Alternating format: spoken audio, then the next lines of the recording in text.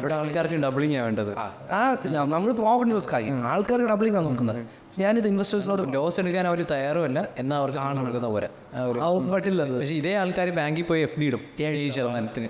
അതിനവർക്ക് satisfied ഒരു ഉപയോഗവും ഇല്ലാതെ അല്ലേ. ഒരു പല മ്യൂച്വൽ ഫണ്ട് സ്കീം അത് ഇത് എല്ലാത്തിലും ഒരു ഞാൻ FD അല്ലെങ്കിൽ ട്രഷറി, അതാണ് ട്രഷറി ആയത്.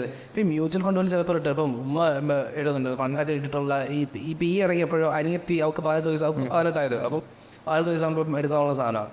അത് അവർക്ക് 5 വയസ്സുള്ളപ്പോൾ ഇടാം. 10-5 വർഷം മുന്നേ ഇട്ടതാ. അന്ന് ഇട്ട 20,000 30,000 50,000 കണ്ടായിട്ടുണ്ട്. ഇത്ര വർഷം കഴിഞ്ഞപ്പം എന്ത് റിട്ടേൺ അവരെ ഇൻഫ്ലേഷനെ പറ്റി പോലും ചിന്തിക്കുന്നില്ല. 30,000 15 വർഷം കഴിയുമ്പോൾ 50,000 വലിയ കാര്യമല്ല. അത് നഷ്ടമാണ്. അത് ശരിയാണ്, അത് വാല്യൂ ഇല്ലാത്ത കാര്യം. ശരിയും പറഞ്ഞ ആൾക്കാരെല്ലാം അവർക്കൊരു ഫൈനാൻഷ്യൽ നോളജ് ഇല്ലാത്തതുകൊണ്ട് ഈ ബാങ്കുകാർ പറ്റിച്ചുകൊണ്ടിരിക്കുകയാണ്. നമ്മളാണ് ഞാൻ എൻ്റെ വീട്ടുകാരെ ഇവിടെ പറഞ്ഞ് നിനക്കെന്താ പറയാം നീ ഇത് തന്നെ.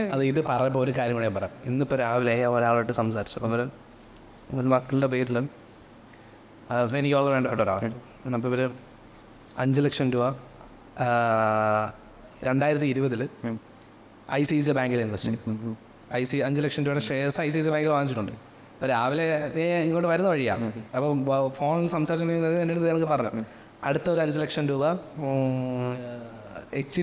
ബജാജ് ഫിനാൻസിൽ 2000 ഇൻവെസ്റ്റ് ചെയ്തു. അപ്പം ഞാൻ വെറുതെ കാൽക്കും. അപ്പം ഞാനിങ്ങനെ കോളേജ് അപ്പം ഞാൻ നോക്കിയപ്പോൾ നമ്മുടെ ICICI 14 രൂപ വെച്ചിട്ടുണ്ട്. അതിൻ്റെ ഇന്നത്തെ വാല്യൂ 2.25 കോടി രൂപ. ബജാജ് ഫിനാൻസ് ഞാൻ കാൽക്കുലേറ്റ് ചെയ്തത് 4 രൂപ 35 പൈസ. ഇപ്പം 6 സമയം കൊണ്ട് 80 കോടിയോ മറ്റോ. അതായത് 23 വർഷം കൊണ്ട് 80 ഒരു 5 ലക്ഷം രൂപ 80 കോടിയിലോട്ട് വളർന്നു. പക്ഷെ അവർ പകുതി എത്തിയപ്പോൾ അവർ പൈസ ആവശ്യമൊന്നും വിഡ്രോ ചെയ്ത് പോയി. ഇത്രയും റിട്ടേൺ വേറെ ഏത് കൊടുക്കും? അതെ, ഇത്രയും റിട്ടേൺ വേറെ ആര് കൊടുക്കും?